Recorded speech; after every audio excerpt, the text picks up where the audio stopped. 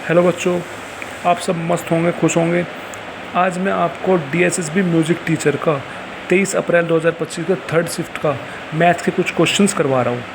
First question देखो। First question क्या कहता है? चेतन salary is 10,000 per month.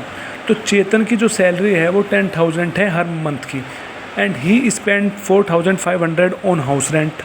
House rent पे वो 4,500 खर्च करता है।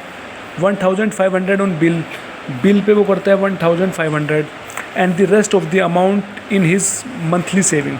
और जो बची हुई अमाउंट है वो सेव कर लेता है। तो find his saving in a year if in the month of his birthday is spend his entire saving of that month for birthday celebration. मतलब इसे हमें ये बताना है उसके पूरे साल की सैलरी कितनी सेविंग होगी, उसके पूरे साल की सैलरी की सेविंग कितनी होगी कि उसने एक मंथ की सेविंग अपने बर्थडे पे खर्च करनी। एक मंथ की जो सेविंग है वो उसने बर्थडे पे खर्च कर दी। उसके बाद खर्च करने के बाद उसकी एक साल की कितनी सेविंग बनेगी, हमें ये बताना है।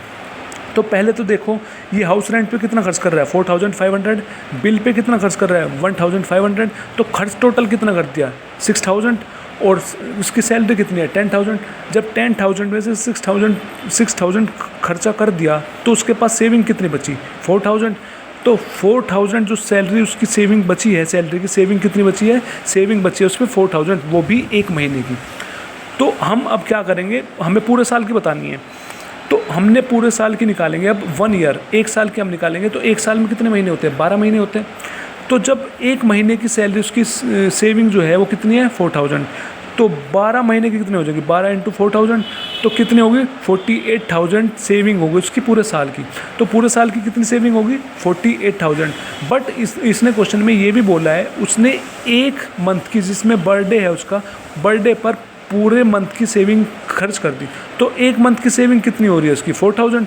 तो 48,000 जो उसकी सेविंग आई है पूरे साल की, उसमें से अगर हम 4,000 माइनस कर दें तो वो उसकी पूरे एक साल की आ जाएगी सैलरी, पूरे एक साल की सेविंग आ जाएगी जो हमसे क्वेश्चन में पूछा है उसके बर्थडे पर एक सेविंग, मंथ की सेविंग खर्च करने के बाद। तो 48,000 में से 4,000 माइनस करेंगे तो कितना बच गया 44,000। तो उसके पूरे एक साल की जो सेविंग है वो कितनी बची 44,000। ठीक, आपको ये समझ में आया होगा। नेक्स्ट क्वेश्चन देखते हैं।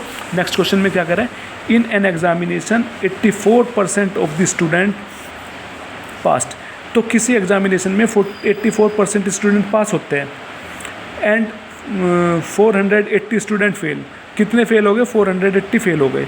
तो how many student appear for the examination, examination में कितने अपीयर हुए, हमें ये बताना है। तो सबसे पहले तो ये देखो 84% पास हुए, तो टोटल जो स्टूडेंट है वो 100 है। 100 में से 84% पास है, तो 100 का 84 कितना बन गया 84।